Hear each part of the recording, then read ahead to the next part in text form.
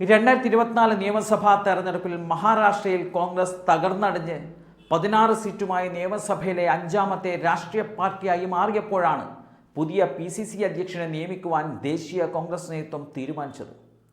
പല പേരുകളും അന്തരീക്ഷത്തിൽ ഉയർന്നു വന്നെങ്കിലും വിദർഭ മേഖലയിലെ ബുൽധാന ജില്ലയിൽ നിന്നുള്ള ഹർഷവർദ്ധൻ വസന്ത് റാവു സപ്കൽ എന്ന ഹർഷവർദ്ധൻ സപ്കലിനെ മഹാരാഷ്ട്ര കോൺഗ്രസിൻ്റെ അധ്യക്ഷനായി നിയമിക്കുമെന്ന് ആരും കരുതിയിരുന്നില്ല. AICC സെക്രട്ടറിയായി അദ്ദേഹം പ്രവർത്തിച്ചിട്ടുണ്ടെങ്കിലും മഹാരാഷ്ട്രയിൽ വലിയൊരു നേതാവായി മാറുവാനുള്ള ഒരു സാമ്പത്തിക ശേഷിയോ അല്ലെങ്കിൽ സാമ്പത്തിക ശേഷിയുള്ളവരുടെ പിൻബലമോ അദ്ദേഹത്തിനില്ലായിരുന്നു. അതുകൊണ്ട് തന്നെ പ്രസിഡന്റായി നിയമിക്കപ്പെട്ടപ്പോൾ പലരും നെറ്റിച്ചൊളിച്ചത് സ്വാഭാവികമായിരുന്നു.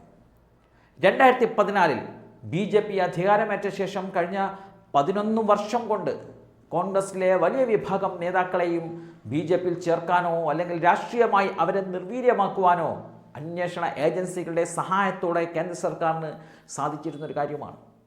സംഘടനാപരമായി ഇത്രയധികം കോൺഗ്രസിനെ ദുർബലപ്പെടുത്തിയിട്ടും 2024 ലോക്സഭാ തെരഞ്ഞെടുപ്പിൽ കോൺഗ്രസ് 13-ലധികം സീറ്റുകൾ നേടിയത് ദേശീയ BJP നേതൃത്വത്തെ ശരിക്കും ഞെട്ടിക്കുകയാണ് ചെയ്തത്. അതുകൊണ്ട് തന്നെ 2024 നിയമസഭാ തെരഞ്ഞെടുപ്പിന് ശേഷം സംസ്ഥാനത്ത് കോൺഗ്രസിനെ പൂർണ്ണമായും തുടച്ചു നീക്കുവാനുള്ള ഒരു പരിശ്രമം അത് BJP ആരംഭിച്ചിരുന്നു. കഴിഞ്ഞ ഒരു വർഷം കൊണ്ട് ഏതാണ്ട് 100ഓളം രണ്ടാം ദിന നേതാക്കളെയും ഏതാണ്ട് 500ഓളം കോർപ്പറേഷൻ മുനിസിപ്പൽ കൗൺസിലർമാരെയുമാണ് ഭരണപക്ഷത്തെ 3 പാർട്ടികളിലായി BJP എത്തിച്ചത്. ആ ഒരു സാഹചര്യത്തിലാണ് സപ്കലിൻ്റെ നിയമനം നടക്കുന്നത്. ബിസിനസ് താൽപ്പര്യമുള്ള നേതാക്കളെ കടിഞ്ഞാണേൽപ്പിച്ചാൽ അവർക്ക് ഭരണകൂടത്തിന് മുമ്പിൽ പല വിട്ടുവീഴ്ചകൾക്കും തയ്യാറാകേണ്ടി വരുമെന്നുള്ള ഒരു ചിന്താഗതിയാണ് സപ്കലിനെ നിയമിക്കുവാൻ ദേശീയ കോൺഗ്രസ് നേതൃത്വത്തെ പ്രേരിപ്പിച്ചത്.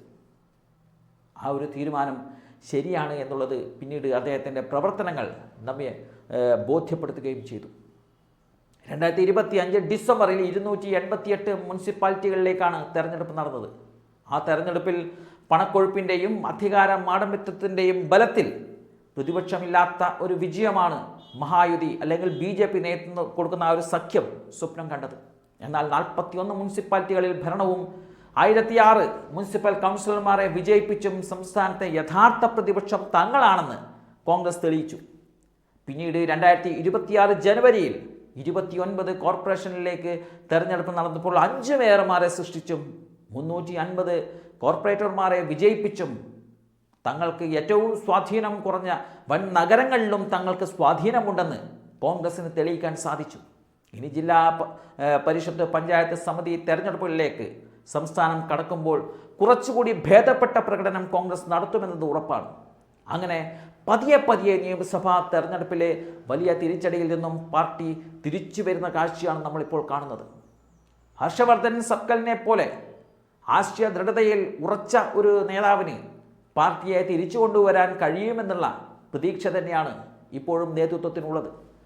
മുനിസിപ്പൽ കോർപ്പറേഷൻ തെരഞ്ഞെടുപ്പിൽ പലയിടത്തും ഒറ്റയ്ക്ക് മത്സരിക്കുവാൻ തീരുമാനിക്കുകയും BJPയുടെ മടിയിലിരിക്കുന്ന അജിത് പവാറിനെ പോലുള്ളവരുമായി ഒരു തരത്തിലുള്ള ബന്ധവും വേണ്ടെന്ന് ശക്തമായ തീരുമാനമെടുക്കുകയും ചെയ്തത് കോൺഗ്രസ് പാർട്ടിക്ക് ഭാവിയിൽ മുതൽക്കൂട്ടാകുമെന്നതാണ് പവാർ കുടുംബത്തിൻ്റെ ശക്തി കേന്ദ്രമായ പൂനെയിൽ നിന്നുള്ള ഫലങ്ങൾ ഇപ്പോൾ സൂചിപ്പിക്കുന്നത്.